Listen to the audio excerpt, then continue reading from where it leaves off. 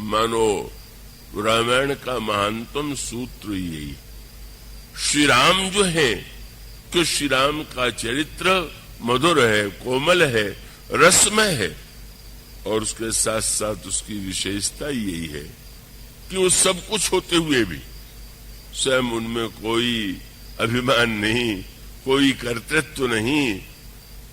मानो गोस्वामी जी ने जब संसार को देखा, पाया, इतना कष्ट पाया, इतना दुख पाया उन्होंने, जब गोस्वामी जी ने रामायण में ये कहा कि नहीं दरिद्र सम दुख जग माही, दरिद्रता से बढ़कर के कोई दुख नहीं है, तो केवल साहित्य का सत्य नहीं था, जीवन में अनुभव किया हुआ और भोगा हुआ सत्य था।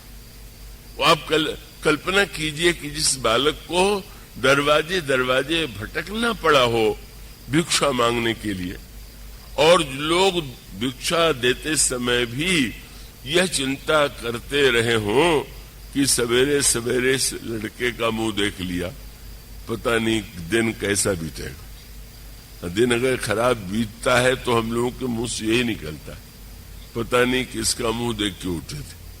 मानो हमारे मुख में तो कोई कमी है नहीं, जो कमी होगी किसी दूसरे के मुंह में ही होगी। नहीं तो हम कहते कि भाई आज दिन बुरा कि नहीं, पता नहीं किसका मुंह देख के उठे थे। तो गोस्वामी जी को देख करके तो यही समझते थे, अभी आ गया भागा, भिक्षा मांग रहा है, न दे तो भी ठीक नहीं, और दे तो पता नहीं दिन कैसा बीतेगा। जिन्होंने इतना कष्ट भोगा उन्होंने एक संत का आश्रय प्राप्त किया, और वो संत नरहर दास। गोस्वामी के जन्म स्थान को लेकर के, किसी जाति को लेकर के, स्थान को लेकर बड़ा विवाद है, सूकर क्षेत्र को लेकर के विवाद है। एक एटा जिले में सूकर क्षेत्र है, राजापुर तो बांदा के पास प्रसिद्ध ही है, लेकिन अयोध्या के जो प्राचीन संत थे और अब भी यह नहीं मानते हैं कि राजापुर हुआ है। वो कहते हैं राजापुर में भी गोस्वामी जी रहे थे, पर जिस राजापुर में जन्म हुआ था वो अयोध्या के पास में। जिस सूकर में उन्होंने कथा सुनी थी वो अयोध्या से कुछ दूर, वहां पर भी संगम है, और वहीं पर उन्होंने कथा भी सुनी थी। और वो सूकर खेत के नाम से वो स्थान प्रसिद्ध है। जिस बालक को कोई देखना नहीं चाहता था, जिसका मुंह, आज झगड़ा हो रहा है कि वो हमारे यहाँ पैदा हुए थे, हमारे यहाँ पैदा हुए थे, हमारी जात में पैदा हुए थे। कैसी समाज की विसंगति और विडंबना है। वो मैं एक संस्मरण अभी ताजा सुनाऊं। मुझसे कहा गया कि यहाँ जो सूकर खेत है, राजापुर है, उसको देखने के लिए चलिए। ये था कि वहां जाएंगे और वो देख के आ जाएंगे। मैं बता दूं कि ये जो बांदा जिले में चित्रकूट के पास राजापुर है, उसको आज तक मैंने नहीं देखा है। चित्रकूट प्रतिवर्ष जाने का सौभाग्य मिल जाता है, पर 40-50 वर्ष में उस स्थान का वहां के लोगों का बड़ा उलाहना भी है।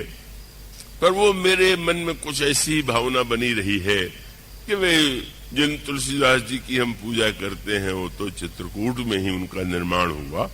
अब उस विवाद में कौन पड़े कि वो वस्तुतः वो है कौन सा जन्म स्थान। पर इस वर्ष वहां के कई संतों ने आग्रह किया, राजापुर चले देखें, नरहर दास की कुटिया देखें। मैं गया तो आशा थी कि लौट करके जल्दी आ जाएंगे, बहुत विलंब हो गया। का भोजन आदि करके नहीं गए थे, ये मान करके कि लौट के भोजन करेंगे, और वहां संयोग से भोजन बिल्कुल नहीं मिला। भोजन कहीं नहीं प्रबंध था। तो मैंने विरोध में यही कहा, संतों ने तो ये कह करके प्रमाण पत्र दिया कि ये उस राजापुर में नहीं गए और इसमें आ गए तो यही असली, वो तो उनका था। पर मैंने तो विनोद में यही कहा कि वो तो इनकी भक्त भावना है। सच तो यह है कि आप लोगों ने सिद्ध कर दिया कि आप राजापुर वाले, उन्होंने भी तुलसीदास जी को भोजन नहीं दिया था और आपने हम लोगों को भूखा ही रखा है, तो उस परंपरा को आप निर्वाह कर रहे हैं। वो तो एक विनोद में कही के बात थी, लेकिन इसका अर्थ यही तो हुआ। इतने अनादृत व्यक्ति ने समाज को कितना कुछ दिया, पर देने के बाद कभी नहीं कहा कि मैंने क्या दे दिया, मैं क्या दे रहा हूं। बस उनको तो यही लगा, बार बार वो ही कहते रहे कि अरे भाई मुंह से कूर कायर कपूत कौड़ी आध के। मैं तो आधे कौड़ी दाम में भी कोई खरीदने वाला नहीं था कि बहुमोल तय करैया गिद श्राद्ध के। तो स्वामी जी ने एक दोहा लिखा, ते तुलसी ऐसे हुते मिले न चुटकी चून, अब तो राम कृपा भई तो लुचुई दूनो जून। कहने लगे कि तुलसीदास को तो चुटकी भर आटा भी नहीं मिलता था, अब दोनों समय तो लुचुई खाने को मिलती। एक बड़े सज्जन थे, धनिक, कहने इसका अर्थ है उनको लुचई शायद बहुत बड़ी वस्तु लगती होगी, लुचई बहुत पसंद होगी, इसमें क्या है, इसमें महात्मापन है। मैंने कहा बस महात्मापन यही है कि आपको पुड़ी देख करके, लुचई देख करके आप पूछेंगे किस रसोइये ने बनाया, बहुत अच्छा बनाया। आपको लुचई देख करके बनाने वाला रसोइया ध्यान में आता है या परिवार का सदस्य आता है, पर गोस्वामी जी लुचई देख करके भगवान की कृपा की याद करते हैं, बनाने वाले की याद नहीं करते। उनको ईश्वर, कितना ईश्वर, उनको लगता है कि कितना बड़ा दयालु है, उसने कितना कुछ मुझे सम्मान दे दिया। उस अर्थ में देखें कितना उन्होंने, बस वही मूल सूत्र, लेकिन वही है, उस महापुरुष ने यह नहीं अनुभव किया मैंने क्या हो। तो कहते गुरुजी ने कहा सुनाया, मैंने सुना, जितना समझ पाया वही मेरे माध्यम से अनुवाद के रूप में प्रकट हुआ।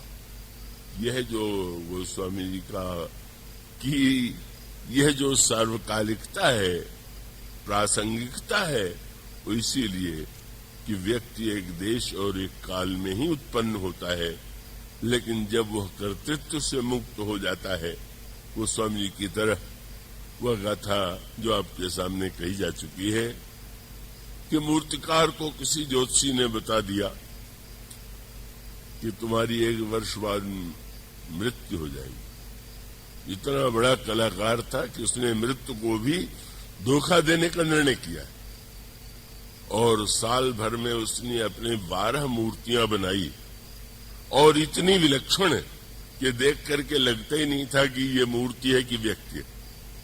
और जिस दिन मृत्यु का दिन था उस दिन वो मूर्तियों के बीच में बैठ गया। यमराज के दूत आए और बस देखने लगे। लौट करके यमराज के पास गए और पूछा यमराज ने कि तुम लेके नहीं आए? महाराज, एक को लाना है कि 13 को लाना है? वहां तो 13 एक जैसे बैठे हुए।